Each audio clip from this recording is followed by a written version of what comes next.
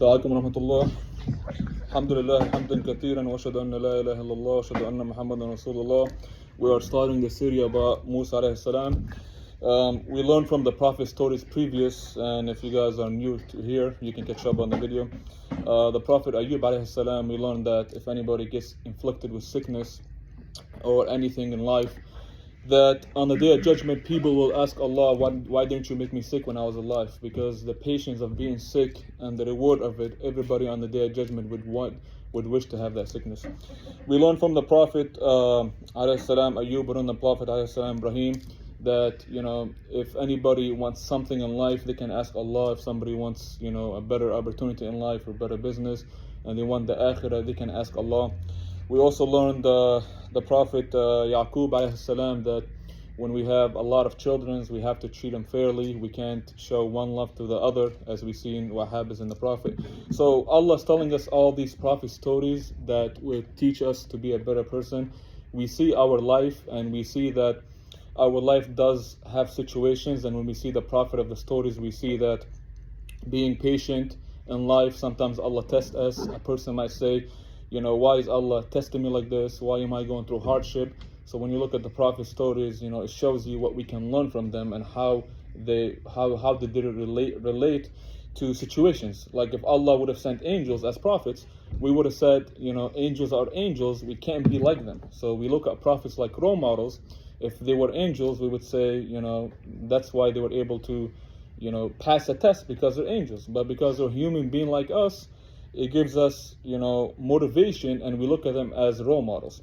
So, as we talked about the descendant of Yaqub alayhi salam, he had 12 sons, and the 12 sons, they migrated from Palestine to Egypt, and over time, thousands of years has passed by, and now they're called Bani Israel. So Bani Israel, they overpopulated Egypt. There was a lot of generation, they had a lot of kids, and they're called Bani Israel. And anytime I am telling you guys about prophet stories, we grew up knowing these stories, but when we hear them again in details, it's fascinating. When you hear them in detail, step by step, what happened, it's fascinating. And usually I go based on the Quran, I go based on the hadith, authentic hadith, and I also look at history, and I also go based on history, where did Bani Israel start and where they will end. So Bani Israel is going to be a long series about them, because there's a lot of prophets that came through Bani Israel. And Prophet Musa alayhi salam, his is a long story. I'm going to try to finish half in this series and the other half next week. And then we will continue to see what happened in Bani Israel, because we know that they stayed in Egypt and they left Egypt and they went to Palestine, and we will talk about it down the road. So they overpopulated Egypt. Now Musa alayhi salam, in the Quran, there's 50 chapters talking about Musa alayhi salam, his life, his story, how he dealt with Bani Israel.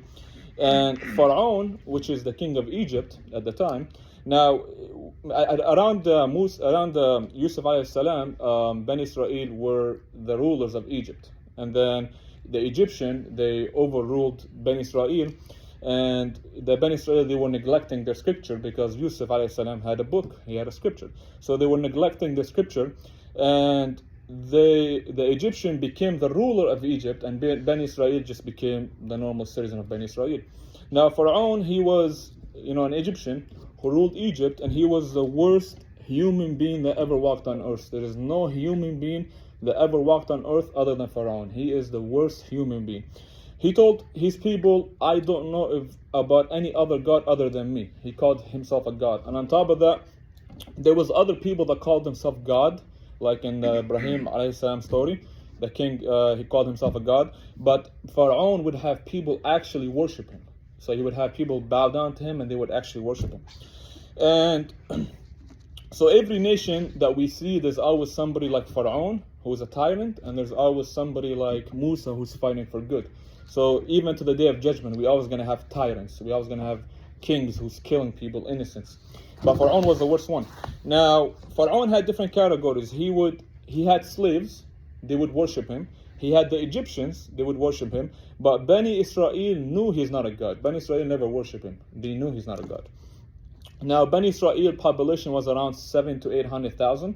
And the Egyptian who worshipped Pharaoh and called him a god. So Pharaoh would have chiefs around him. So Pharaoh was the king, and under him he would have chiefs. and the chiefs, he would pay them good to make sure that they take care of him.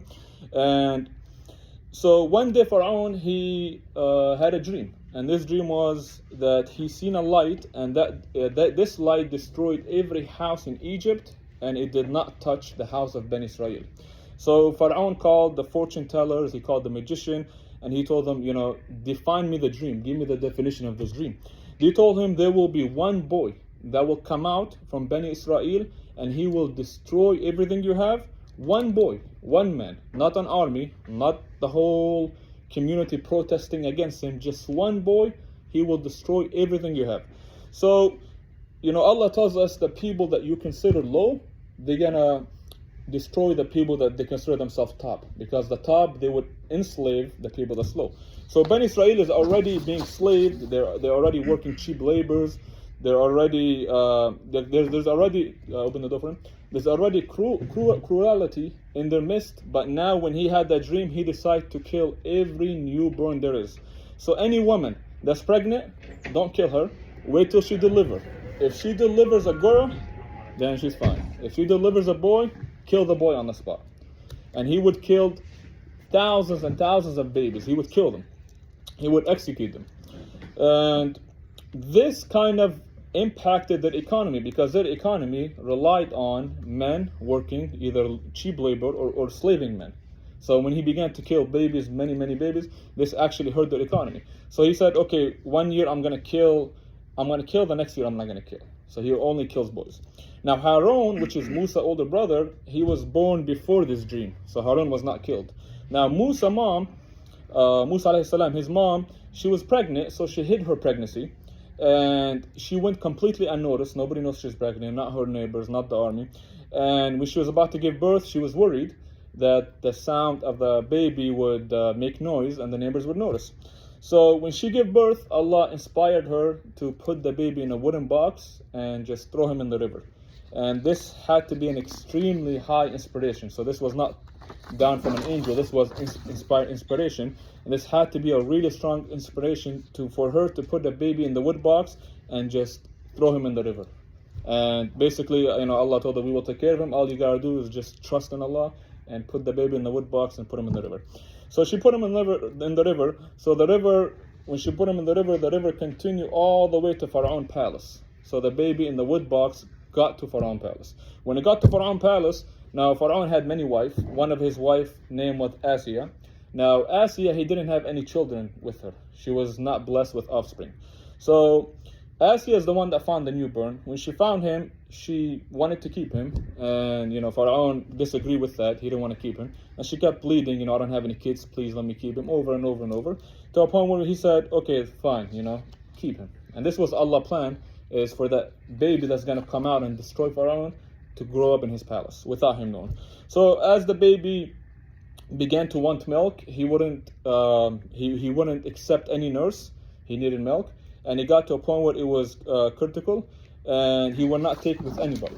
So Musa's sister, who worked in the palace, she told his Asiya, I know of a woman that no child can not take her milk, and her milk is sweet. She's talking about her mom, but she doesn't want to say her mom, so it's not a suspect.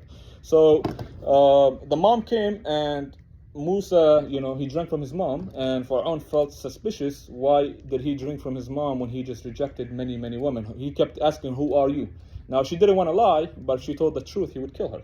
So she said, I have very sweet milk, no child ever avoid my milk. So this way she can avoid the lie, and she can avoid Pharaoh from killing her. What a strange event. He'd been killing newborns all this time, and this newborn just landed in his palace.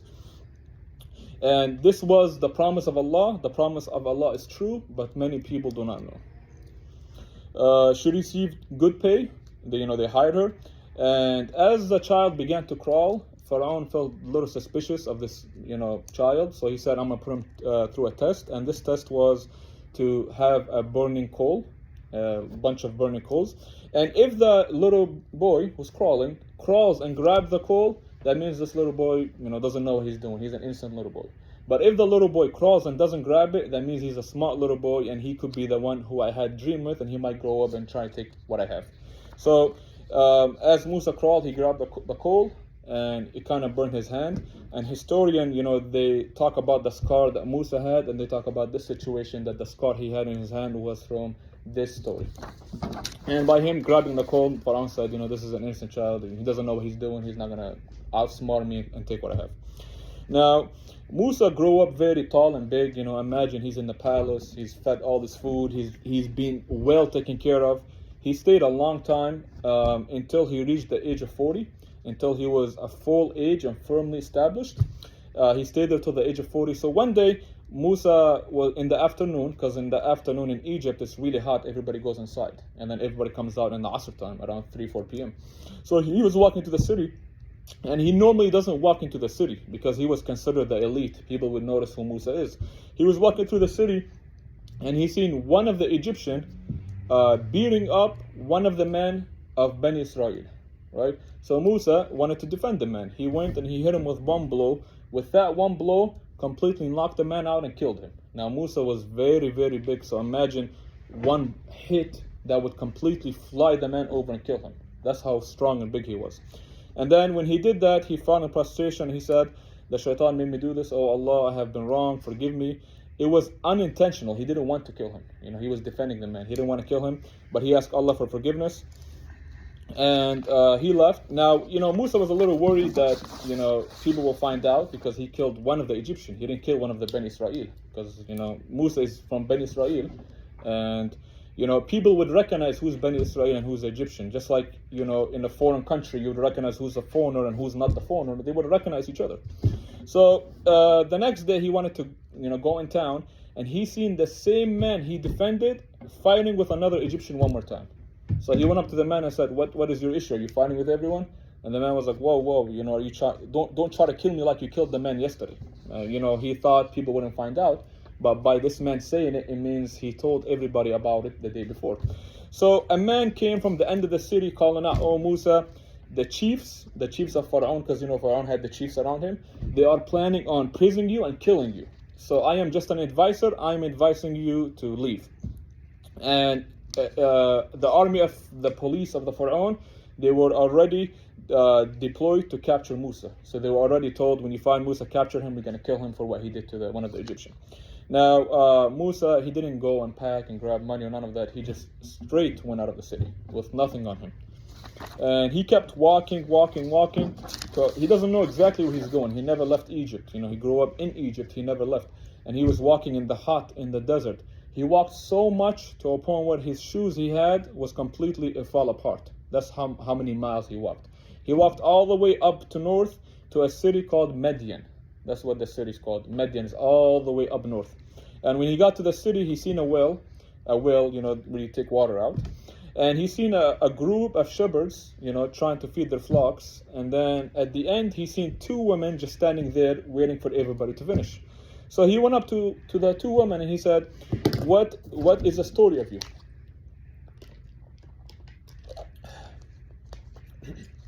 He said, what's the story of you? Because, back then you don't normally see women doing the men work.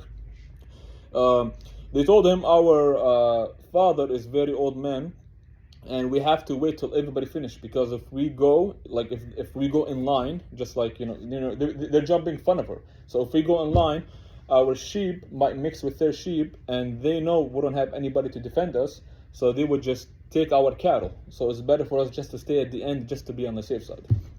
So he said, okay, he took all the sheep, he took out the water. Now Musa was a very strong man, so he did 10-man job very quick, because if it was just one-man job, it would take him hours. He did it in a very fast pace, and he watered all the cattle, all the sheep, whatever cattle they had.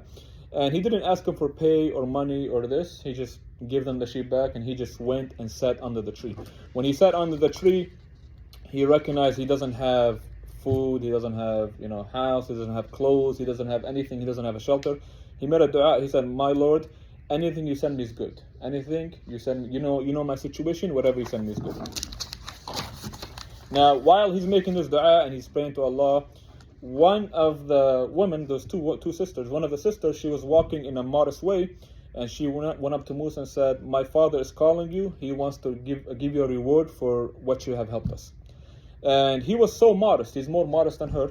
He told her, I don't know where your house is, so you walk behind me and you tell me right or left, because he didn't want to walk behind her and gaze by accident. He was very modest. So in result, she know this man is pure. This man, he's not a criminal, he's not a killer, he's not somebody I should be afraid of. He's a very pure man. So when he got to the house, the old man got the food ready, and as he was eating, he asked him, what is your story? Because he can tell he has nothing on him. He just, middle of the desert, walked to a city with completely nothing on your back. He explained to him about Pharaoh and how he's a tyrant and how he's killing this, and he accidentally killed one of them, and now they want to kill him. Now, some historian narrated that this man is Shu'aib, the prophet Shu'aib. Some says he is, some says he's not. We don't know, because Shu'aib was from the city named Midian, and Shu'aib was sent in the same time frame as Musa. And his story will come up after we finish the whole story of Musa. Now, one of the younger girls, she said, why won't you employ him? He's an honest man, he's a hard-working man. So the old man said, I want you to marry one of my daughters. So imagine he just told this old man, I killed somebody. And this old man's telling him, I want you to marry. Because the old man sees that this man is pure and he's honest and he's not, criminal. So he told him, for 8 years, you will do work for me. That's as mahr, as upfront payment, 8 years. And if you want to do 10 years, then I'm going to be good to you. If you want to do 10 years, that's up to you. The term is 8. If you want to do 10, I'm going to be good to you. Now, every prophet he had to deal with sheep. He had to be a shepherd. Why? Because sheep, they're more hard-headed. They're hard to deal with. They're hard to guide. So when a prophet goes to his people, people are not going to be easy. Some people are going to be easy. Some people are going to be very arrogant, right? So when he's already dealing with sheep and he was a shepherd part of his life, it's not going to be hard for him to deal with his people. So at the 9th year, which the 10 years becoming, the old man said, the next year, which is the 10th year, the final year of work, any breeding season is yours. So any sheep that gives a baby is yours. So at that year, a lot of sheep breeded. So he was able to take a lot of cattle with him. And he decided, I miss Egypt. I want to go back. I want to try to go back unnoticed without anybody seeing me. But I want to go see my dad, my mom, my brother, because he knows, Harun is his brother. He knows Musa is his mom. And when he was returning to Egypt, he knows he's a fugitive. So he knows if they catch him, they'll kill him. So he wanted to go back in Egypt unnoticed and spend time with his family.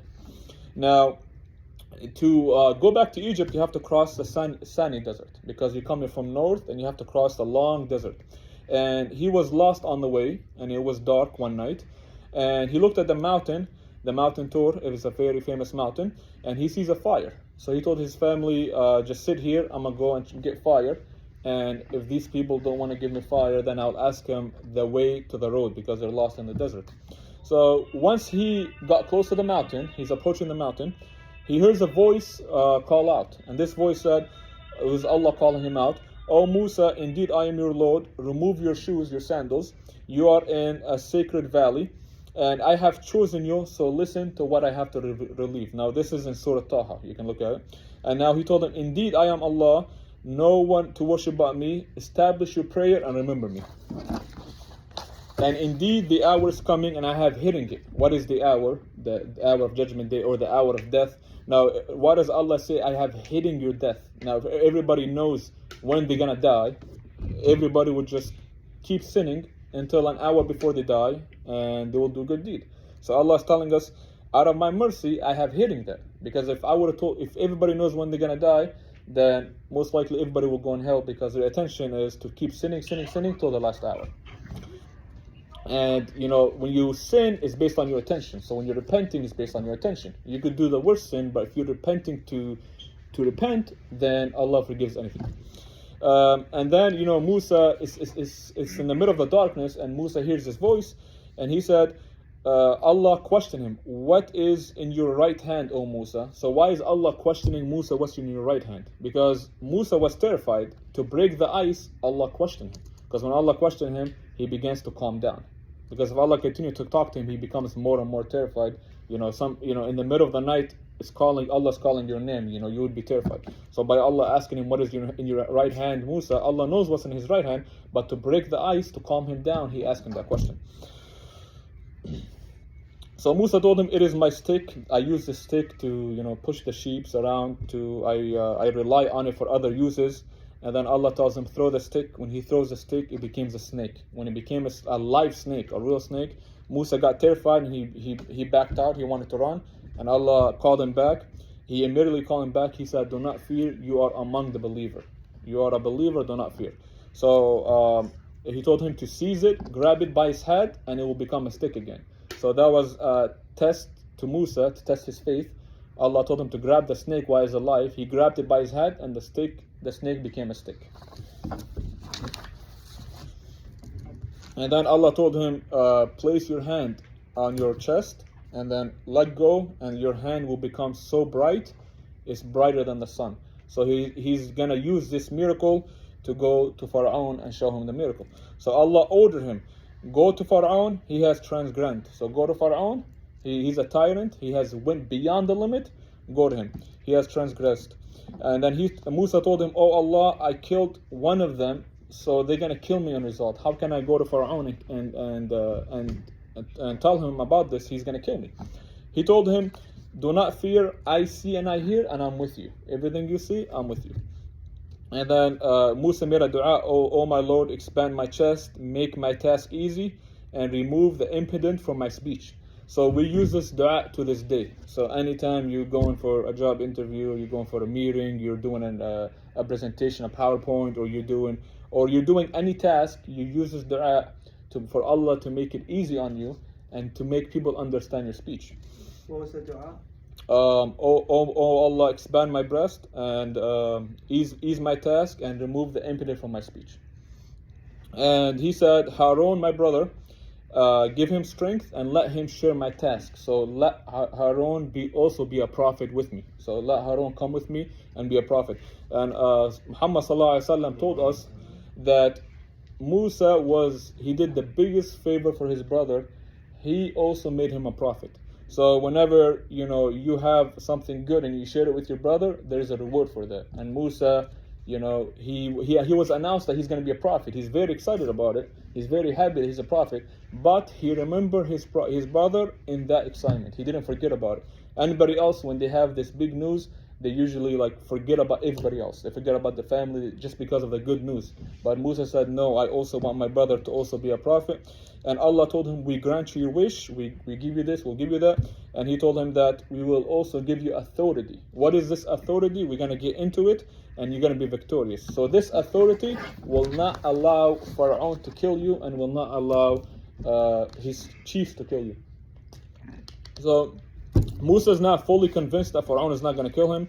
And Allah told him, go to Pharaoh and speak gentle with him, in a gentle speech. So this tells us that anytime we call out for people to Islam, we speak gentle, not in a rough or aggressive voice. We speak in the most gentle voice for them so he can remember. So on the day of judgment, he doesn't say that, they didn't warn me, they didn't warn me the nice way. He told him, speak with him in the most gentle way. Do not get angry when you're talking to him. And so Musa was transferred from a shepherd into a prophet. Now he's a prophet. And the message to Pharaoh is 2 commandments. What is it? The first one is to release Bani Israel. So to let Bani Israel leave Egypt. Because even if Bani Israel stays in Egypt, a tyrant will come. Even if Pharaoh stop killing them, another king will come and will start killing them. So even if you tell Bani Israel stay, Bani Israel already want to leave in the beginning, but Pharaoh in history before, they will not allow them to leave because they're using their cheap slave labor to continue the economy. So even if Bani Israel wanted to leave, they're not allowed to leave. So the first message was release Bani Israel. The second message was stop calling yourself a god, you're not a god.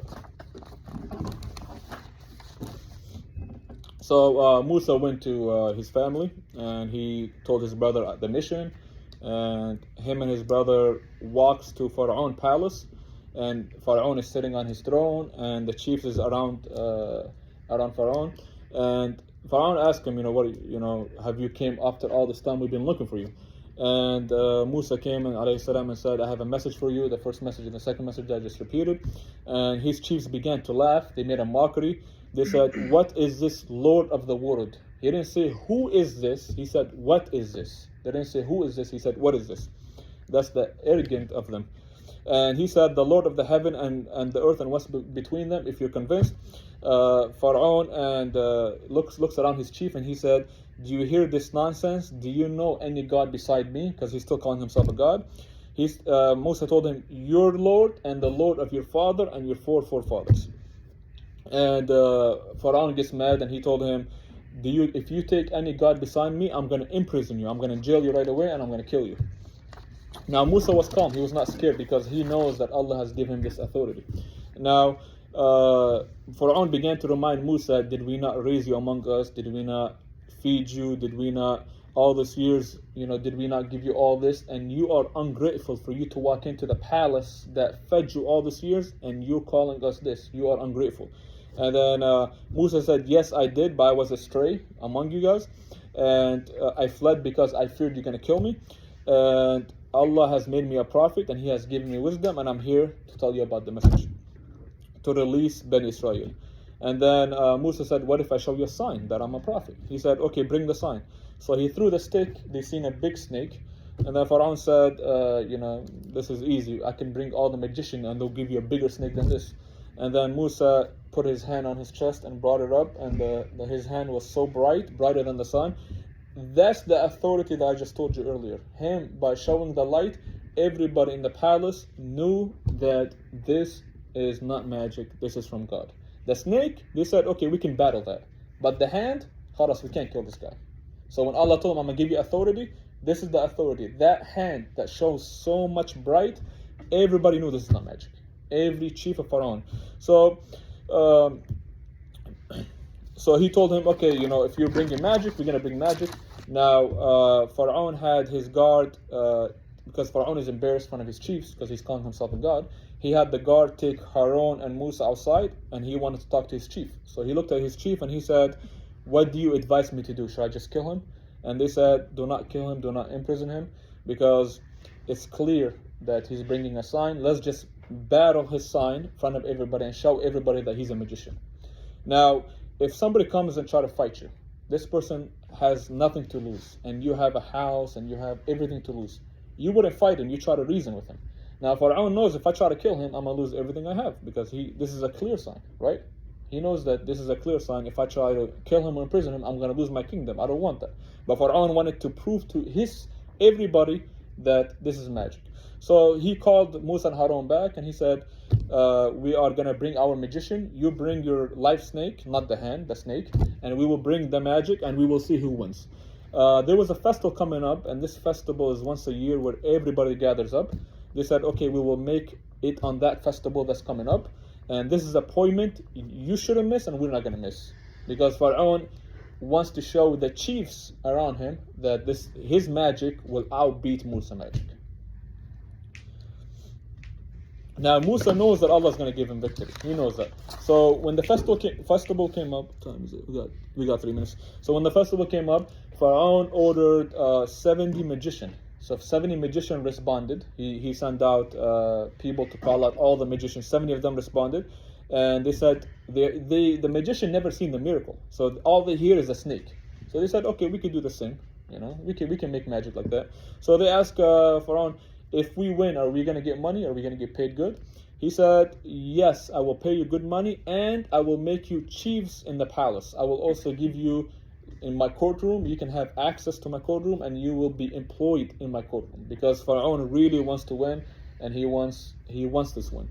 So as millions of crowds are surrounded, over 1 million crowds, and Musa on one side, the magician on the other side, Musa stood up and he told the magician, do not lie, because Allah would destroy you, because Allah is accusing the magician of a liar. So we know that magic is a lie. It's not real. It's to trick your eyes. And fear Allah, you are a fraud. So Musa is calling the magician out a fraud. And the magician asked Musa, which one go first? Musa said, you go first. And they said, bi'izzat Pharaoh. So glory to Pharaoh, and they threw. They didn't say bi'izzat Allah, because the magician knows not to provoke Allah. They said bi'izzat Pharaoh. So they had ropes, and they made the rope wiggle to a point where it looked like a snake moving.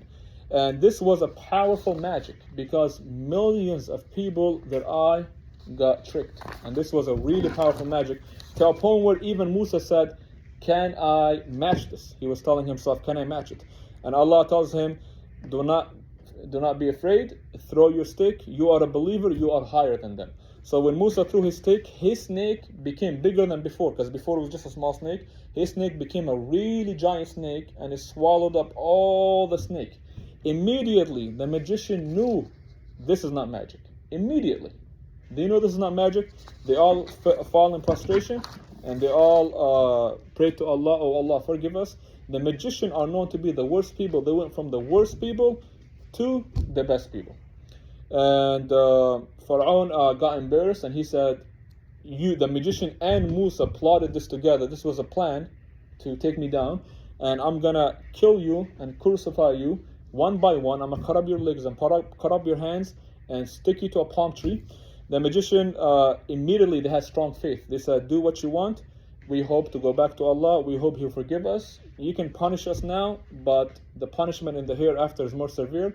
We are going to stay firm. He killed them one by one, and they all stayed firm.